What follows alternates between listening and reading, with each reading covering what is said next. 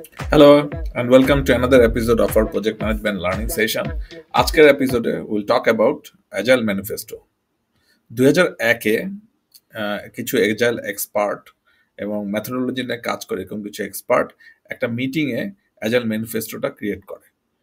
Basically agile ম্যানিফেস্টোতে 4টা values এবং 12টা guiding principle আছে। প্রথমে আমরা দেখে নিই 4টা ভ্যালু কি কি। ফার্স্ট ভ্যালুটা হলো individual and interaction over process and tools. Second value, working software over comprehensive documentation. Third value, customer collaboration over contract negotiation. 4 number value, responding to change over following a plan. So আমরা যদি একটু ভালো করে খেয়াল করি দেখব যে এখানে এমনভাবে 4টা ভ্যালুকে ক্রিয়েট করা হয়েছে। আমরা যদি সিম্পলি চিন্তা করি, there is some parameters X over Y. So আমরা আসলে এক্সটাকে প্রাধান্য দিব বেশি ওভার ওয়াই থেকে। সো আমরা যদি একটু দেখি যে ফার্স্ট ভ্যালুটাকে আবার ইন্ডিভিজুয়াল এবং interaction over process and tools. Basically project কিন্তু করে ইন্ডিভিজুয়াল, প্রজেক্টের ইস্যু, প্রজেক্টের রিকোয়ারমেন্ট, প্রজেক্টের ইন্টারাকশন কিন্তু ক্রিয়েট করে ইন্ডিভিজুয়াল। সো আমরা বেসিক্যালি ওই ইন্ডিভিজুয়ালগুলোকেই প্রাধান্য দিব বেশি আমাদের প্রসেস এবং টুলসকে ফলো করার থেকে। ইট ডাজেন্ট মিন যে আমাদের প্রজেক্ট করার জন্য প্রসেস এবং টুলস লাগবে না, বাট আমি যখন কাজ করব আমার যদি এরকম কোনো কনফ্লিক্ট রেইজ হয় যেখানে ইন্ডিভিজুয়াল আর প্রসেসের মধ্যে ওয়েটেজ করতে হয়, তাহলে আমি ইন্ডিভিজুয়ালকে ওয়েট করব বেশি।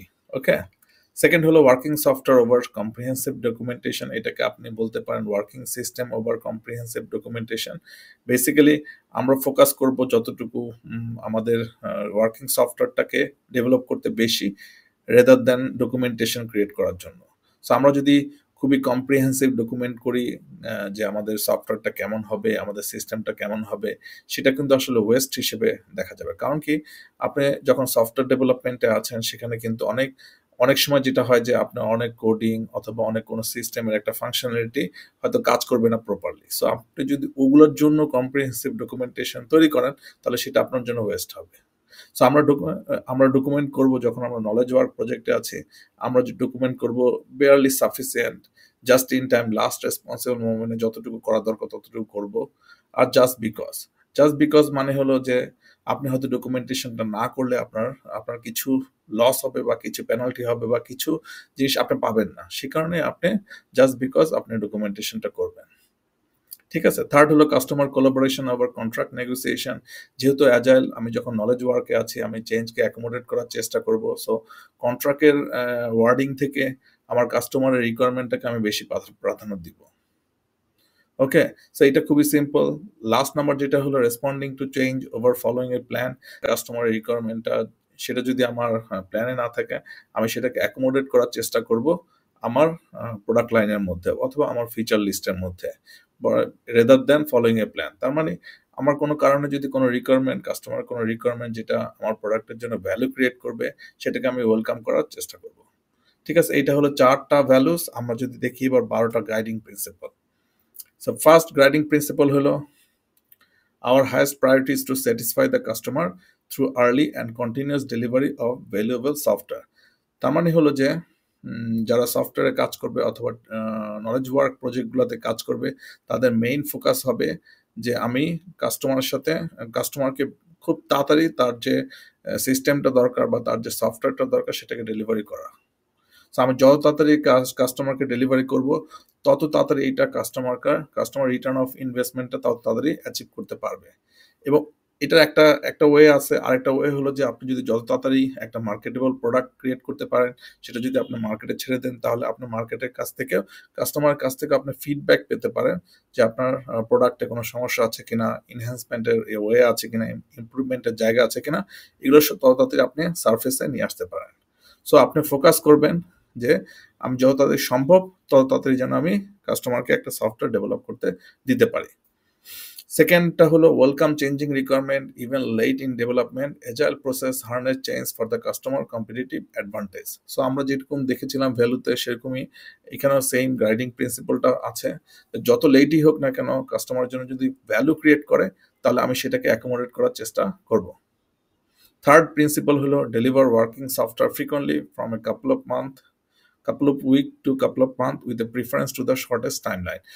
বেসিক্যালি এটা অনেকটা সিমিলার লাইক নাম্বার 1 প্রিন্সিপালের মতো। সো আমি চেষ্টা করব যত তাড়াতাড়ি সম্ভব সফটওয়্যার ডেভেলপ করতে, কাস্টমারকে দিয়ে দিতে, কাস্টমার সেটা তার ইউজারকে দিয়ে দিবে, ইউজার থেকে ফিডব্যাক পাবে। আমি এটা একটা কন্টিনিউয়াস ফিডব্যাক লুপের মধ্যে থাকবো এবং কন্টিনিউয়াসলি আমি ডেভেলপ করতে থাকবো অ্যাকর্ডিং টু কাস্টমার কন্টিনিউয়াস রিকোয়ারমেন্টে। নাম্বার 4 হলো business people and developer must work together daily throughout the project. So আসলে আপনার যারা সফটওয়্যারে কাজ করে, যারা বিজনেস ডিজাইন করছে, যারা সলিউশন দিচ্ছে, তাদের সাথে ডেভেলপার যারা কাজ করছে, তাদের মধ্যে একটা ডেইলি তাদের মধ্যে একটা প্রোগ্রেস সামারি অথবা ফিডব্যাক লুপ নেওয়ার চেষ্টা করতে হবে। সো এইটা হইলে যেটা হয় সেটা হলো যে যদি কোনো কারণে বিজনেস ডেভেলপারের কোনো রিকোয়ারমেন্ট থাকে সেটা সে তার টিমকে জানাতে পারে, ডেভেলপারকে জানাতে পারে, ডেভেলপার তার প্রবলেমগুলোকে খুব সহজে বিজনেস পিপলের কাছে জানাতে পারে, সো দ্যাট তাদের প্রবলেমগুলো সহজে সলভ করা যায়। নাম্বার 5 হলো build project around motivated people, give them the environment and support they need and trust them to get the job done. So basically এটার মানে হলো যে আপনি আপনার টিমকে ট্রাস্ট করবেন এবং আপনি আপনার টিমকে স্পেস দিবেন কাজ করার জন্য। যখন সে কোনো স্পেসিফিক টাস্কের মধ্যে থাকবে আপনি তাকে ইন্টারাপ্ট করার চেষ্টা করবেন না। ওকে, সো তারা যেন লোকাল ডিসিশন নিজেদের মধ্যে দিতে পারে, তাদেরকে এই অ্যাবিলিটিসটা দিয়ে দিবেন। তারা যেন উইদাউট এনি ইন্টারাকশন আপনার ডেভেলপটা করতে পারে প্রপারলি, সেই সুযোগটা আপনাকে করে দিতে হবে। ঠিক আছে। নাম্বার 6 হলো the most efficient and effective method of conveying information to and within a development team is face to face conversation. Basically আসলে অনেক ধরনের কনভারসেশন ওয়ে আছে। আমরা চাইলে আমাদের সমস্যাগুলোকে ইমেলের মাধ্যমে, ফোন কলের মাধ্যমে অথবা ভিডিও কনফারেন্সিং এর মাধ্যমে আমরা কমিউনিকেট করতে পারি আমাদের টিমের মধ্যে অথবা আমাদের বিজনেস লিডারদের সাথে। কিন্তু অ্যাজাইল বলছে যে না, এটা আপনি যদি বেটার হয় আপনি চেষ্টা করবেন ফেস টু ফেস কমিউনিকেট করতে। কারণ ফেস টু ফেস কমিউনিকেশন করলে আপনার যত ধরনের বডি ল্যাঙ্গুয়েজ আছে, আপনার এটার ইম্পর্টেন্সি অথবা আপনি যত সহজে আপনি আপনার টোনস এগুলাকে সামারাইজ করতে পারবেন, অন্য কোনোভাবে এই কাজটা করা সম্ভব না। নলেজ ওয়ার্কের ক্ষেত্রে এটা আরো বেশি কঠিন, কারণ আপনি যদি কোনো আর্কিটেকচার অথবা কোনো ডিজাইন অথবা কোনো সমস্যাকে বোঝানোর চেষ্টা করেন, সেটা ইমেলের মাধ্যমে, ফোন কলের মাধ্যমে খুবই ডিফিকাল্ট হয়। কিন্তু যদি আপনি ফেস টু ফেস থাকে, তাহলে আপনি হয়তো বোর্ড ইউজ করে, হোয়াইট বোর্ড ইউজ করে খুব সহজে এটাকে এক্সপ্লেন করতে পারবেন। সো অ্যাজাইলের ক্ষেত্রে ফেস টু ফেস কনভারসেশনকে এনকারেজ করা হয়ে থাকে। Number 7, working software is the primary measure of progress. Basically, যেহেতু আমরা চাই যে যত তাড়াতাড়ি সম্ভব সফটওয়্যার ডেভেলপ করতে, সো আমাদের প্রোগ্রেস সামারিটা হলো ওয়ার্কিং সফটওয়্যার।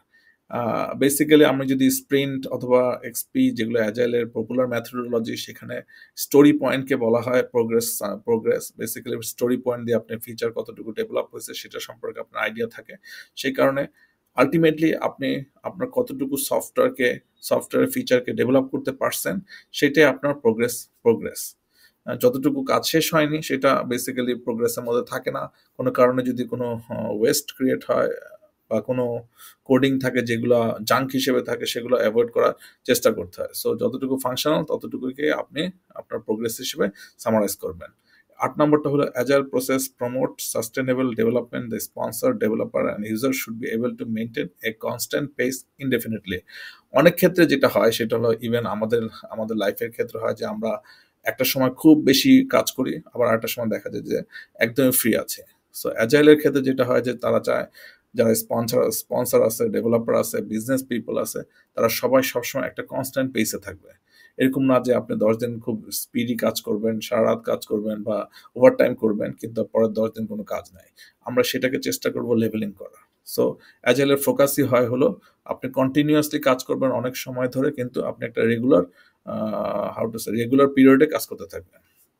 9 নম্বর হলো continuous attention to technical excellence and good design enhance agility. Basically প্রথমে একটু শুনলে মনে হয় যে এটা কেমন, জিনিসটা কি টেকনিক্যাল এক্সেলেন্স, গুড ডিজাইন। আমি যদি খুব সহজভাবে চিন্তা করি, আপনি এইভাবে চিন্তা করেন একটা সফটওয়্যারের জন্য, like say for example Facebook, আপনি যদি লং টার্ম কোনো আর্কিটেকচার আপনার কাছে না থাকে, তাহলে কিন্তু আপনি বেসিক্যালি খুব সহজে আপনি অ্যাকোমোডেট করতে পারবেন না এক্সপানশন রিলেটেড থিংস। মানে হয়তো হতে পারে যে আপনি জানেন না ৫ বছর পরে আপনার একটা মডিউল আপনার সফটওয়্যারে এড করতে হবে। সো আপনি যখন যখন করেছেন, কাজটা করেছেন, কোডিং যখন করেছেন, আপনি ওই মডিউলের অপশনটা আপনার সিস্টেমে রাখেন নাই।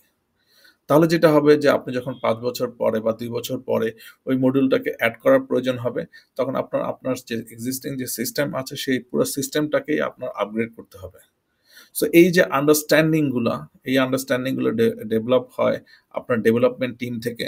সো তাদের মধ্যে যদি এই টেকনিক্যাল এক্সপার্টিস এবং তাদের মধ্যে এই গুড ডিজাইন করার অ্যাবিলিটিস না থাকে, তাহলে এটা আসলে খুব সহজে আপনি চেঞ্জ রিকোয়ারমেন্ট গুলোকে অ্যাকোমোডেট করতে পারবেন না আপনার সফটওয়্যারের মধ্যে অথবা আপনার সিস্টেমের মধ্যে। সেই কারণে এটা বলা হয়েছে যে ডেভেলপার টিম আপনি সবসময় এনকারেজ করবেন তাদের টেকনিক্যাল এনহ্যান্সমেন্টের জন্য, তাদের অ্যাবিলিটিস যেন ইমপ্রুভ হয় এবং যারা রাইটলি কাজ করছে তাদেরকে দিয়েই আপনি যেন আপনার সফটওয়্যার আর্কিটেকচার এগুলা ডিজাইনগুলো করে থাকেন এবং তাদের মধ্যে এই এনকারেজ দেন যে তারা যেন ওভারঅল থিঙ্কিং করতে পারে বেশি। ঠিক আছে? নাম্বার 10 হলো simplicity. The art of maximizing the amount of work not done is essential. Basically সফটওয়্যারে যখন আপনি কাজ করবেন অথবা আপনি নলেজ ওয়ার্ক এর ক্ষেত্রে যখন কাজ করবেন, আপনি দেখবেন যে অনেক ধরনের নলেজ, অনেক ধরনের সিস্টেম আপনি ডেভেলপ করেছেন যেগুলো কোনো কাজই করছে না। অনেক ফিচার আছে আপনি হয়তো আছে আপনার সফটওয়্যারের মধ্যে, এগুলো হয়তো ইউজার ইউজই করছে না। সো এগুলো কিন্তু আপনার জন্য ইম্পর্টেন্ট, কারণ আপনার লেসন লার্ন, এই যে আমি বলেছি যে আপনার কোলাবোরেটিভ এবং 360 ডিগ্রি রিভিউ, ওভারঅল থিঙ্কিং, এগুলো যদি আপনি আপনার ডেভেলপার টিমকে দিতে চান, তাহলে যেই সব কাজগুলা ফাংশনাল হয়নি অথবা যেই সব কাজগুলো কম ইউজ হয় সেগুলো কিন্তু আপনার জন্য এসেনশিয়াল। ঠিক আছে? কারণ আপনি আপনার প্রোডাক্টের জন্য একটা ওভারঅল থিঙ্কিং এবং ওভারঅল টেকনিক্যাল ডিজাইন আপনি করতে পারছেন।